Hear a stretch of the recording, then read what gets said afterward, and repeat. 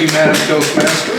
Fellow Toastmasters, those of you who were here last month in this very same room may recall, and those of you that went on YouTube and caught up with my thoughts at this talk will recall that my major point was to say that this adage everyone's talking about, a work-life balance, is not appropriate. It's too simple. It suggests that it's an either-or situation, and you have to build some barrier between the two. And I basically argued that that's wrong. There's more to it. Also, I mentioned that I began planning at a really early age, and so as I went back in this project and looked what I had been doing, it was really clear that I was building plans for each decade of my life, roughly, plus or minus 2 or 3 years. And in my 40s, I discovered Stephen R. Covey, who really opened my eyes to the fact that the people who think about work-life balance are missing the point, and that is they're not planning for each of their relationships in life. They're not planning for their roles that they have in life. And that really forces you into looking at how you build a plan with your spouse and your kids and your parents and your coworkers and other roles that you may have. So Covey drove me for a couple of my 10-year plans.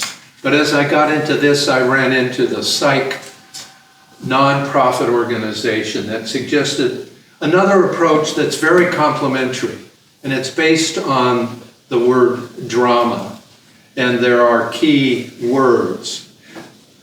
Detach, which is critical if you're ever going to unwind. Relax.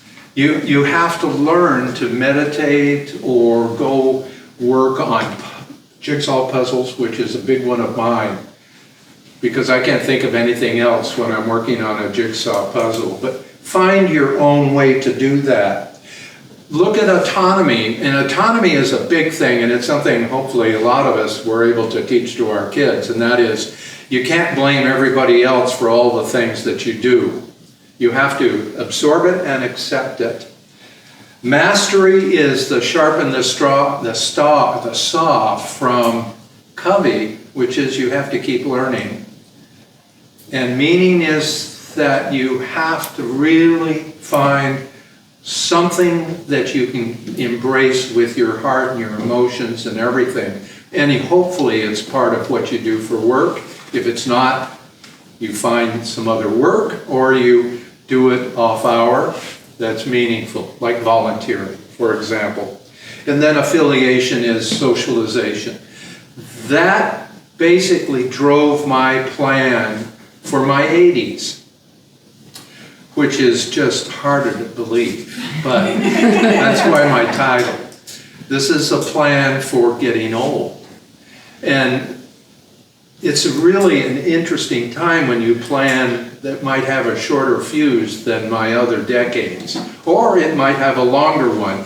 I personally am working on my plan for the 90s already. But the key to that is set some objectives. So today, I'm not going to give you a detailed plan down to the minutiae, but I'm going to share the objectives that I've set for my 80s and my key strategies. Some of these I suspect might be a little controversial, but the first objective, and this gets to my vision, which is harmony and synergy. The first objective is to extend my life and the quality of that life for as far into the future as I possibly can. That's a natural instinct kind of thing. My cardiologist told me, look, at you're targeting 100, let's not worry about 101 right now. But that's the key thing. And there are reasons for that besides my own selfish reasons to want to continue to see what's going on with my kids and my grandkids and my great-grandkids, is that I have a wife that I am taking care of in a caregiver kind of role, because she's not very mobile. And we've concluded this last year that nothing's going to change. She has arthritis in the lower back, she has perpetual pain, she can't stand for more than a minute. So I have to hang around to take care of her. So that's driving that objective. The next one is related as well, and that is our goal is to age in place, as opposed to building a complex plan that involves going into a community that starts with cottages and moves into apartments and then assisted care, which my parents did. The next one is reduce or minimize to the extent possible the patriarchal setup of our family structure.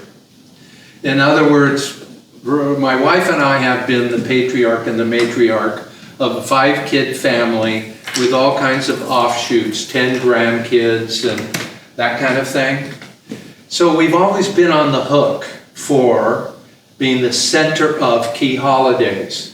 It's always been our job to hold a Christmas Day event, big meal, all that. Easter, every holiday, they all look to us. And that's negative from 2 points of view. The one is you've got a lot of work, and the other is they're not developing their own traditions. So that's key. And the last is to look for synergies in everything we do. If you can do one thing that deals with 2 objectives, do it. And then we need to love the journey that we're on. So key strategies, I think I shared already. To live as long as you can, you have to focus on the mind, and that means exercise your brain, whether it's puzzling. For me, it's a combination of things. Being an early adopter of all things that you can adopt early, like technology. I'm out of the Microsoft world, I'm out of the business world, but I still feel that if I can embrace new technology ahead of the curve, then it's working my brain and I'm keeping lively. I have not picked up on AI yet, though I'm a little nervous about that, but it's in Bing now, so I'm going through learning about that. The body, got to work out, got to get my weight off, that kind of thing. And the spirit, and that's a meditation thing, a church thing, it's whatever you need to do to can wake up every morning feeling really good. Avoid completely any form of depression. The other key strategy for me is to constantly be a cheerleader and a coach for my wife so that I can tell her, hey, that's good, that's progress, feel good, but don't feel bad about the fact that she gets a little, and it's a thin line to walk, but I'm doing all the cooking, and I'm doing all the shopping, and I'm the house cleaning, except dusting, but I try to leave. She gets jealous and feels bad as a result of that, for her own situation as well as the fact that I'm doing it and she's not. So I try to find things that she can do. So when we're doing a stew, for example, she can sit at the table and cut the carrots and the pieces up and be a part of the stew, and then she helped make it. So that's a key strategy. The other is continue to be a cheerleader for our kids and grandkids. Tell them all the good stuff, pay attention online through Facebook or Instagram or whatever it is. Cheer them on for the things they do in life. The next key strategy is build a smart financial plan. This has got to hold this all together. This has got to enable this to happen. And that's something that is kind of confusing to people. I was in banking for 25 years and it still can be confusing in today's world with the way the economy is going. So those are the key strategies. And I guess to wrap up, I would argue that you all need to plan and you all need to celebrate the journey, because you don't want to go through life saying, next year I'm going to do this. You want to do it now. So have good planning. Thank you.